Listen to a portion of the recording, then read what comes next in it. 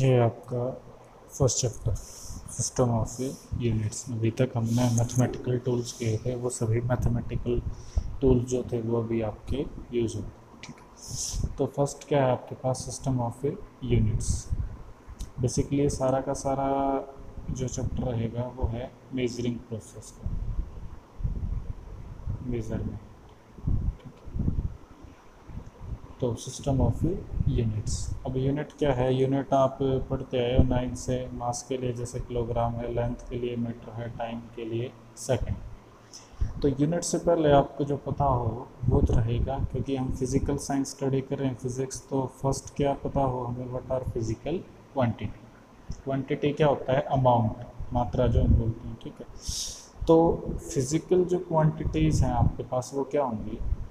Physical quantities are these quantities which can be measured, जिनको हम क्या कर सकते हैं, मेज़र कर सकते हैं, क्योंकि मेज़रमेंट ही तो होगी यूनिट की हेल्प से। And in terms of which laws of physics, physical science के जो लॉज है जिनको हम एक्सप्लेन कर पाते हैं, ठीक है, किसकी हेल्प से कर पाएंगे, फिजिकल क्वांटिटीज़ की हेल्प से। ठीक है, तो वो क्वांटिटीज़ को हम क्या बोल देंगे, फिजिकल क्वांटिटी। तो फिजिकल क्वांटिटीज़ के एग्जांपल क्या है हमारे लिए, मास है, length, time, force, momentum, speed, velocity, acceleration, displacement, वो सब क्या है हमारे पास, फिजिकल क्वांटिटी। ठीक है, अब इन फिजिकल क्वांटिटीज़ को हम मेज़र करेंगे तो उसके लिए जो स्टैंडर्ड एक चूज़ कर लेंगे, उस स्टैंडर्ड को हम क्या बोल देंगे, यूनिट। ठीक है, उस स्टैंडर्ड को आप क्या बोलोगे, यूनिट। तो क्यों भाई, मास को मेज़र करना है तो हम एक कोई स्टैंडर्ड वैल्यू लेंगे ऐसी जिससे हम मास को मेज़र कर सकें। लेंथ के लिए भी एक स्टैंडर्ड फिक्स कर देंगे कि भाई इससे कंपेयर करके हम कैलकुलेट कर सकते हैं। तो फर्स्ट क्या होगा आपके पास, जब इसे डिफाइन करोगे, it is the chosen standard. Standard means which does not change. जैसे हम बोल नहीं देते हैं कि भाई आपका क्या स्टैंडर्ड है, स्टैंडर्ड मीन्स क्लास, मीन्स एक फिक्स वैल्यू, उसे हम चूज कर लेंगे। It is the chosen standard for measuring the physical quantity. Physical quantity को आप मेज़र करोगे हैविंग ए डेफिनाइट मैग्नीट्यूड, एक डेफिनाइट वैल्यू होगी उसकी, न्यूमेरिकल वैल्यू या मैग्नीट्यूड बोल देंगे हमें। And which is accepted internationally, means वो सभी जगह एक्सेप्ट हो, ये नहीं क्योंकि एक कंट्री उसको एक्सेप्ट कर रहा है दूसरा कंट्री डिनाई कर देगा। ठीक है, तो इसके लिए क्या है, यूनिट्स किलोग्राम, मीटर, सेकंड। ठीक है, मास के लिए तो क्या लेंगे हम, केजी, किलोग्राम, लेंथ के लिए मीटर, टाइम के लिए सेकंड, फोर्स के लिए क्या ले लेते हैं, न्यूटन। ठीक है, फोर्स के लिए क्या लोगे, न्यूटन। अब बहुत सी यूनिट्स हैं हमारे पास, वो आगे पढ़ेंगे कौन कौन सी हैं, कैसे टाइप होंगे। किसी भी फिजिकल क्वांटिटी को जब आप मेज़र करोगे तो उसको इस वे में करोगे, Q is equal to N U. What is Q, Q is magnitude of physical quantity. Means भाई कोई ऑब्जेक्ट हमने बोल दिया कि वो 50 केजी का है, तो मैग्नीट्यूड जो होगा फिजिकल क्वांटिटी का वो कितना है आपके पास, 50 किलो। ठीक है, अब 50 इसके अंदर क्या होगा, मैग्नीट्यूड, या आप क्या बोल सकते हो इसे, numerical value, numerical value. KG को हम क्या बोल देंगे, किलोग्राम। केजी को आप क्या बोलोगे, किलोग्राम। ठीक है, so magnitude of physical quantity and numerical value हो जाएगा, and you unit, size of unit बोल दो आप इसे। ठीक है, अब क्या ध्यान रखोगे कि मेज़र कैसे करेंगे हम। आपने ये ले लिया फॉर एग्जांपल, लेंथ के लिए लिया, यहाँ से यहाँ तक, इसे P ले लो, इसे Q ले लो, ये R, ये S, ये T। हमने PR को एक स्टैंडर्ड यूनिट मान लिया कि इसकी वैल्यू कितनी है, 1 मीटर। कितनी वैल्यू होगी, 1 मीटर। तो ये PQ कितनी टाइम्स होगा यहाँ पे, PR 1 times, 2, 3, 4।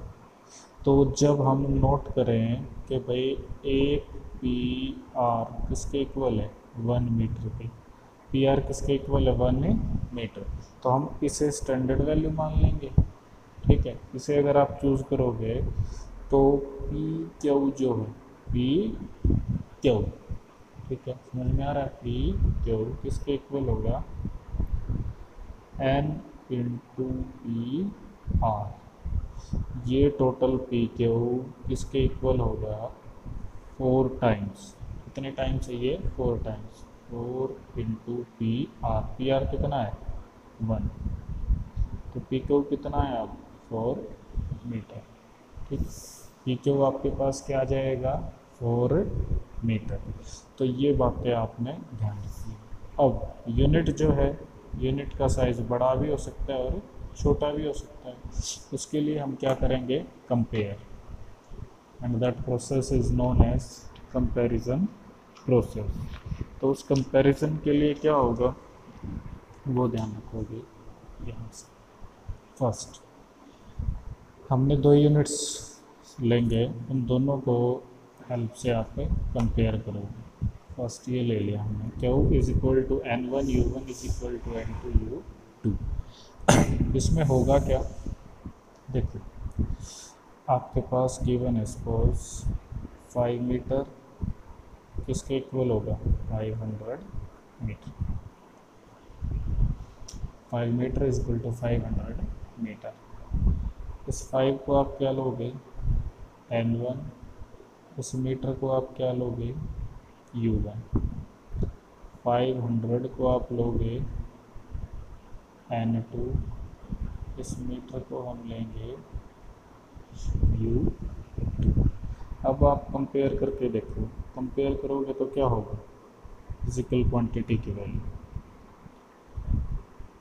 5 into metre is equal to 500 metre. ठीक है, 5 metre is equal to 500 metre, ये हमें पता ही है 1 मीटर कितना होता है 100 सेंटीमीटर, सॉरी सेंटीमीटर,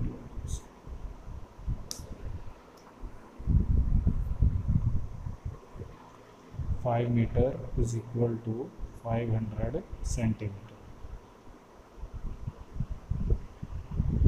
क्लियर, तो 5 आपके पास N1, मीटर आपके पास U1, N2 U2। We know that कि जो मीटर की वैल्यू है वो लार्जर होती है किससे सेंटीमीटर से, मीटर की जो वैल्यू है that will be larger than centimetre. तो जब आप कंपेयर करोगे तो हमें ये पता है कि U1 is greater than U2, U1 is greater than U2। तो इस न्यूमेरिकल वैल्यू से ऐसा नहीं होगा हमारे पास N2 will be greater than N1, N2 will be greater than N1। क्यों, वो इस तरीके से आएगा N1 U1 is equal to N2 U2, N1 U1 is equal to N2 U2। इसको इक्वल पुट करो, इक्वल पुट करोगे तो क्या आएगा N1 by N2 is equal to U2 by U1। That means N1 किसके इन्वर्सली प्रोपोर्शनल है U1, N1 किसके inversely proportional है आपका U1 के। ये ऐसे ही N2 किसके हो जाएगा U2 के, N2 inversely proportional to U2, या बोल सकते हो U2 inversely proportional to N2। ठीक है, इट मीन्स जितना बड़ा यूनिट का साइज होगा न्यूमेरिकल वैल्यू उतनी कम आएगी। भाई इसे आप मिलीमीटर में लोगे तो ये वैल्यू और बढ़ जाएगी, इसे आप किलोमीटर में लोगे तो कम, means larger is the size of unit, larger is the size of unit, smaller will be numerical value.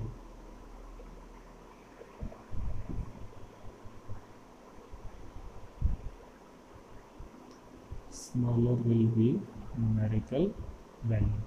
Clear?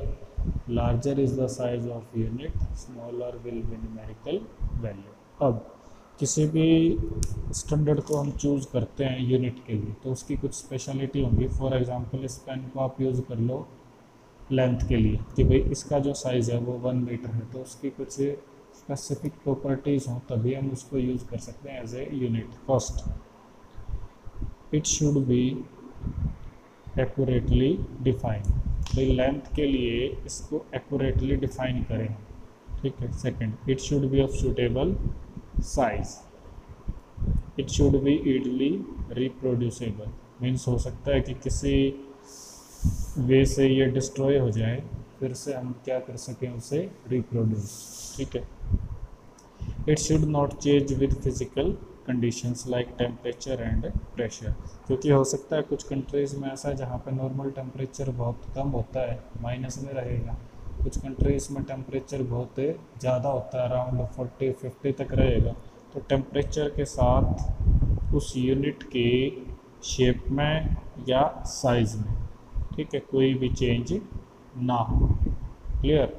क्योंकि अगर शेप में या साइज़ में कोई चेंज आता है तो हम उससे एज ए स्टैंडर्ड फॉर्म में यूज़ नहीं कर सकते. ये करना है.